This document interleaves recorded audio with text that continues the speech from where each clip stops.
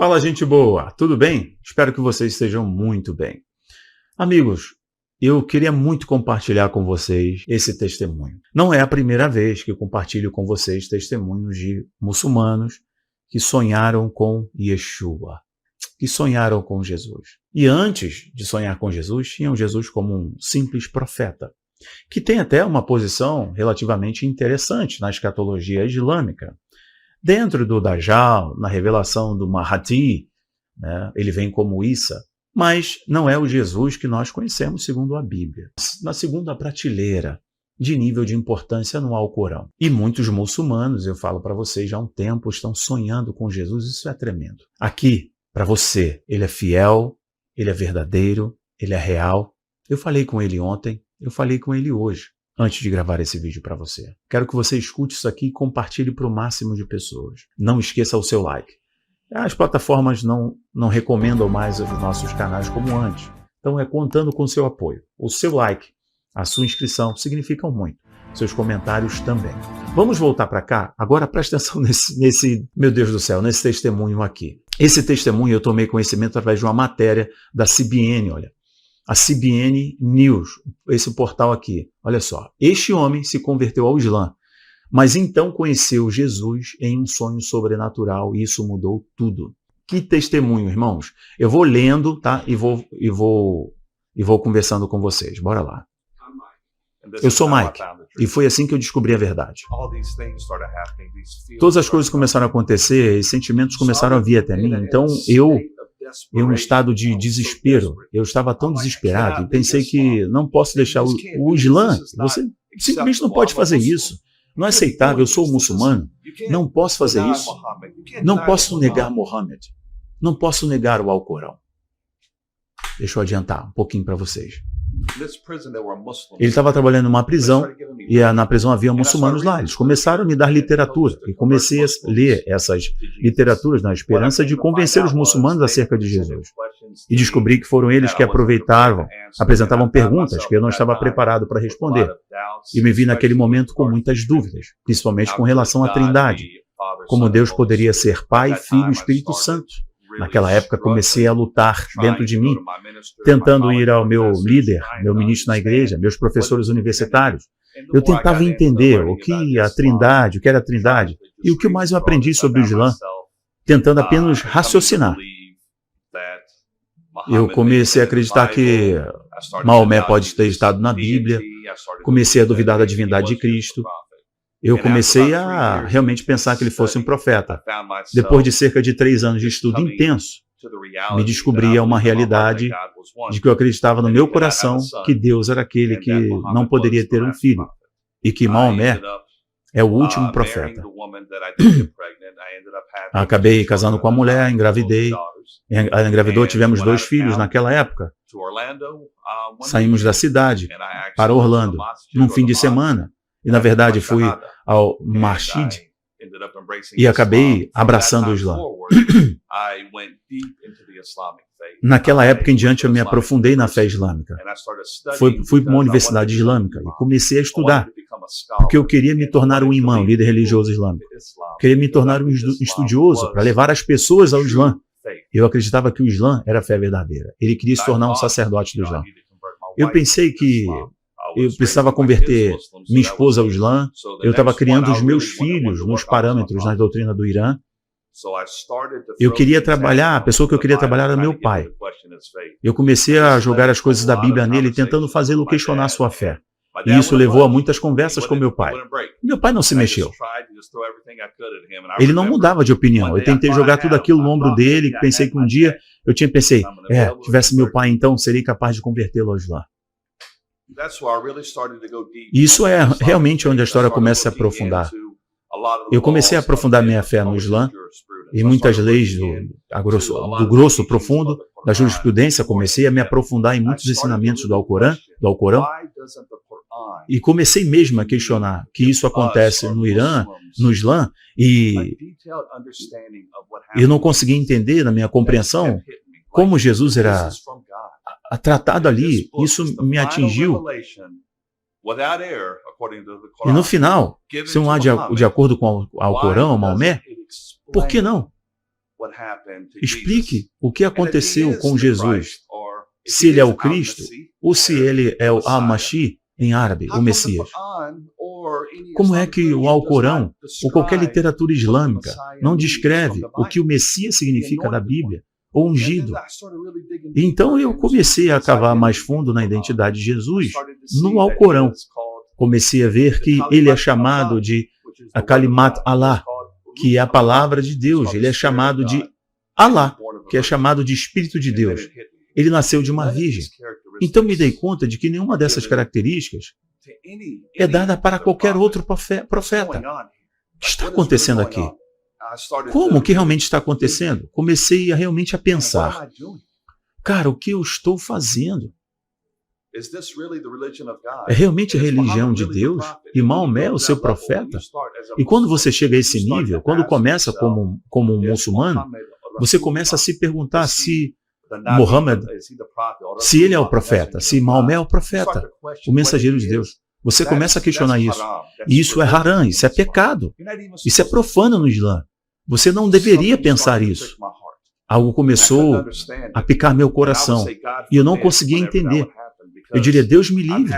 Sempre que isso acontece, por que estou tendo sentimentos por Jesus? Mas Jesus é um profeta no Islã. Mas você não deveria ter nenhum sentimento por Jesus. Isso não é aceitável. Ele está ali em conflito. Agora, com a verdade que ele descobriu, o sentimento por Cristo. Comecei a relembrar as profecias messiânicas do Antigo Testamento. Isaías 53 começou a aparecer o tempo todo na minha mente. O servo sofredor. E quanto mais comecei a questionar, mais comecei a me aprofundar. E conversar com alguns mestres cristãos, amigos, a orar comigo. A igreja do meu pai estava orando o tempo todo. Todas essas coisas começaram a acontecer. Esses sentimentos começaram a surgir. Então eu estou em um estado de desespero. Eu estava tão desesperado. Pensei, não posso deixar o Islã. Que você simplesmente não pode fazer isso. Isso não é aceitável. Sou muçulmano. Não posso fazer isso. E isso não pode, não nego a Maomé. Você não pode negar a Alá. Eu diria a ele há tantos anos. Ele está muito emocionado. Né? Tantos anos da minha vida.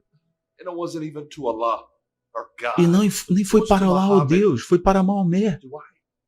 Eu até sei que Deus é Alá, Deus. Fiquei com tanta raiva, pensando que Maomé pode ser o último profeta. Então, em estado de desespero, escrevi este artigo defendendo o Islã. E um cara chamado Joe Carey, dos apologistas cristãos, da verdade radical, leu meu artigo e escreveu uma refutação. Ele destruiu completamente meu artigo. E eu sabia disso no fundo do meu coração.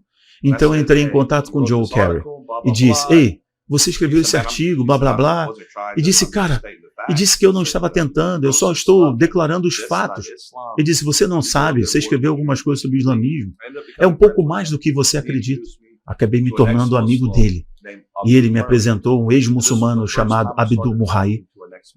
E era a primeira vez que comecei a conversar com um ex-muçulmano. Nós nos comunicaríamos por telefone. E conversávamos. Lembro de ter dito a ele, Abdullah Muhammad, você disse voltar ao Islã e eu agradeço a gentileza e a amizade. Mas isso é algo que tenho, uma lealdade a Muhammad, que eu não consigo explicar. Eu lembro que Abdul ficou quieto ao telefone. Então ele disse que se alguém tinha lealdade a Maomé, sou eu, porque sou árabe. Então pensei comigo, mesmo que era estranho, mas por que eu tenho essa lealdade a Maomé? E lembro de ter feito minha oração noturna e fui para a cama, fui dormir. E de manhã cedo eu me lembro que no meu sonho eu estava pensando nas profecias messiânicas do Antigo Testamento e então naquela hora esse rosto de um homem hebraico simplesmente apareceu para mim. Ele não disse nada. Ele apenas olhou para mim e seus olhos, Jesus apareceu para ele. Seus olhos estavam escuros e penetrantes, como se ele estivesse apenas olhando através da minha alma. E eu disse, que é este Jesus? Ele apenas olhou para mim e eu estava com medo. E então não sabia o que fazer. E então o sangue encheu o meu sonho. E esse sangue começou a vir do nada. Eu só estou tentando escapar dele, tentando fugir dele. Até em todo lugar onde eu me vi projetado o sangue. Então eu acordei em paz e amor. E eu lembro e disse ações para lá, que Deus me livre. Isso é Sheitã, isso é coisa do diabo. Isso não é disso, não pode ser simplesmente de jeito nenhum. Que seja Jesus, isso não é Deus. Eu ainda estava lutando com a realidade que Jesus é Deus naquela época. Ele é uma divindade. Então fui trabalhar na manhã seguinte e eu estava administrando um programa de tratamento de dependência em uma prisão e um bom homem cristão chamado Steve George. Ele disse, irmão Mike, ele disse que Jesus me disse para te dizer que ele te ama. E o trem voltou correndo de volta exatamente onde eu estava. Abaixei minha cabeça e tive que cobrir a janela porque eu estava no trabalho. Certo, eu fui para casa e contei ao meu pai sobre isso. Então entrei em contato com o Abdul Murray e disse, irmão, eu tive esse sonho. E Jesus apareceu para mim. E ele disse, espere, quando foi esse sonho? Eu disse, foi como ontem à noite, pode ter sido a noite anterior. Então ele fez uma pausa no telefone e disse, louvado seja Deus. Ele disse que conheci John McDowell em uma conferência apologética em Orlando e contei ele sobre sua história, de como você está lutando para aceitar a Jesus, de como a sua mente, o seu intelecto estão atrapalhando.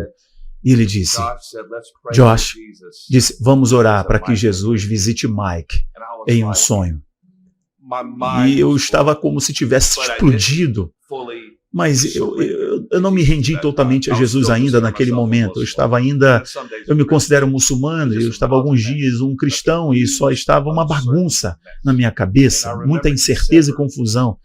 E eu me lembro de dezembro de 2012, a segunda semana que fui a uma igreja que estava visitando. E o pastor disse, agora é hora de pedir a Jesus algo especial. Lembro-me de orar e brincar em minha mente, dizendo, dê-me a paz e o amor que supera toda a compreensão, de que você receba. Paulo, se você for o verdadeiro. E me dei isso no dia 26 de janeiro, ou 23 de janeiro, eu acabei voltando para casa e entregando minha vida a Jesus. Eu tive que realmente dar um passo e caminhar com fé.